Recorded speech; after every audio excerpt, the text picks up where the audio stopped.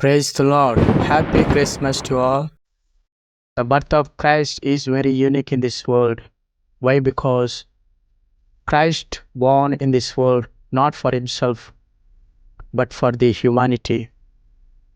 యేసుక్రీస్తు ప్రభువు ఈ లోకంలో జన్మించినారు. ఆయన ఒక ప్రాంతానికి, ఒక కులానికి, ఒక మతానికి సంబంధించినటువంటి వ్యక్తి కాదు. ఆయన ప్రపంచానికి ఒక రక్షకుడిగా, ఒక లోక రక్షకుడిగా ఆయన జన్మించినారు. ఆ జన్మదినాన్ని ఈ రోజున మనమందరం కూడా క్రిస్మస్ పండుగగా జరుపుకుంటున్నాం.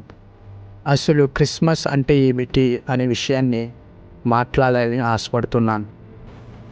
క్రిస్మస్ అనగా క్రీస్తును ఆరాధించుట.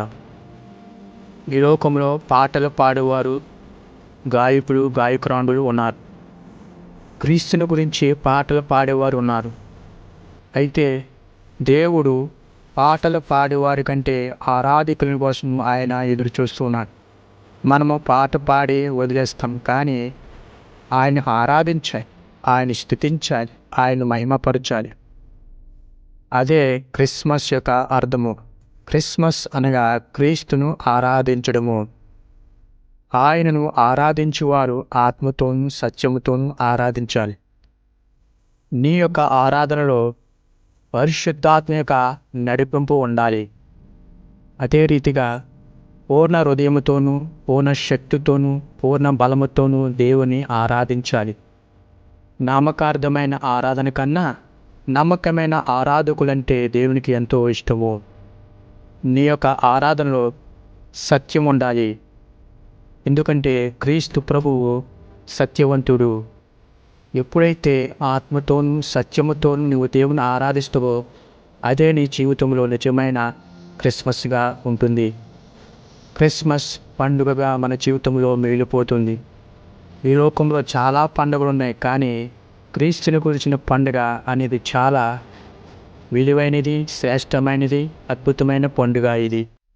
చాలామంది పండుగ అంటే ఇంటి పండుగ, ఒంటి పండుగ, పండుగగా జరుపుకుంటారు. ఇంటి పండుగ అంటే ఇళ్ళను శుభ్రం చేసుకోవడము, ఇండ్లను కడుక్కోవడము, ఇంటి పరిసరాలను పరిశుభ్రంగా ఉంచుకోవడము.